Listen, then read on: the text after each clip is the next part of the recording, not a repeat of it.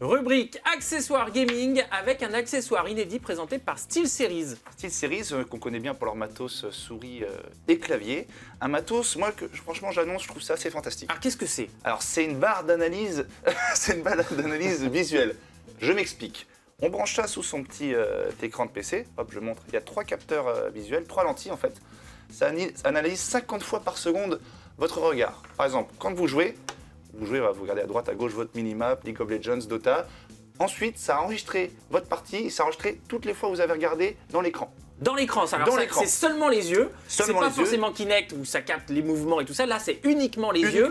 Et ça enregistre toutes les données. Par exemple, si vous regardez en bas à gauche, en haut à droite, et ben, ça enregistre tout. Voilà, donc après vous regardez, vous analysez. Tiens, là, j'ai regardé trop là, j'ai regardé trop à droite, trop en bas. Du coup, vous pouvez enregistrer vos parties. Ça enregistre même le clignotant. Non, le clignement qu'on dit. Clignement des yeux. Ouais. Combien de fois, si vous clignez 100 fois, tiens, je vais cligner 150 fois au machin pour m'améliorer. Ça, c'est vraiment pour s'entraîner, pour dépasser son entraînement.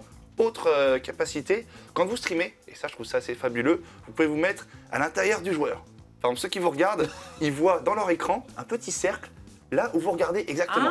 C'est fabuleux, c'est comme si vous étiez dans sa tête, quoi. Donc en fait, alors attends, c'est ce que regarde le professionnel. Exactement. Voilà, ça sert à quoi concrètement? C'est quoi? C'est pour les joueurs de sport électronique pour les joueurs de sport électronique de Dota, League of Legends, qui veulent s'améliorer, qui veulent améliorer leur stratégie, qui veulent améliorer leur performance tout simplement, en regardant leur partie après, analyser leur partie. Et pour les streamers, ceux qui veulent apprendre plus des joueurs, vraiment se mettre dans la peau du joueur, apprendre de leur partie tout simplement. Oui, avec nos téléspectateurs qui veulent s'améliorer et qui veulent tout simplement savoir dans quelle partie d'écran il faut plus regarder pour essayer d'être meilleur. Exactement. On va suivre par exemple le champion par exemple de StarCraft 2 et regarder dans quel endroit il fait le truc. Parce que nous quand on l'utilise on voit pas ce petit cercle, mais quand on se branche à Twitch, il y a une petite option qui permet d'activer un petit cercle qui se place exactement là en temps réel où vous regardez. C'est absolument fabuleux. C'est aussi compatible avec certains jeux, notamment Assassin's Creed Rogue, qui dispose sur PC. Et là, si vous regardez à droite, votre joueur regarde à droite. Si vous regardez à gauche, bah, il regarde à gauche. Si vous regardez hors de l'écran, le jeu se met en pause.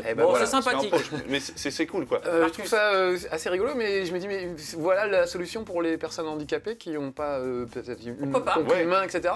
Il faut vraiment proposer un logiciel avec ça qui permette de diriger soit une souris, soit un personnage au regard, quoi. Là, c'est fait avant tout pour l'e-sport. Ça coûte environ 199 €. C'est fait vraiment pour la performance électronique, pour s'améliorer. Et moi, ça m'intéresse de le brancher sur une partie de Marcus, parce que Marcus y perd souvent. Et je vous cache pas qu'un jeu d'action comme Call of Duty, ça devient un MMORPG avec Marcus. Mais 4 semaines pour finir. Est-ce que si je regarde le pot de pâte à tartiner chocolatée à la droite de l'écran, ça le capte? C'est ça qui me perd à chaque fois. C'est ça qui est super. On rappelle le nom de cet accessoire inédit, ça coûte combien? C'est le Sentry Eye Tracker, c'est chez SteelSeries, qu'on connaît bien, ça coûte environ 199 €. C'est pour les joueurs, pour s'entraîner, s'améliorer et vraiment s'adapter aux performances. Et pour les streamers sur Twitch, parce qu'il y a vraiment une option de streamer avec le cercle en temps réel. C'est un peu cher au début, mais c'est une innovation technologique. Donc c'est pour ça baissera avec le temps. Moi je trouve ça fantastique, vraiment pour les joueurs avant tout e-sport. D'accord. Avant tout. Bah, merci beaucoup Genius, merci beaucoup Marcus. Écoutez, on se retrouve dans une prochaine émission et n'oubliez pas, l'aventure continue sur les réseaux sociaux, j'ai eu du mal à le dire. #TeamG1, ciao.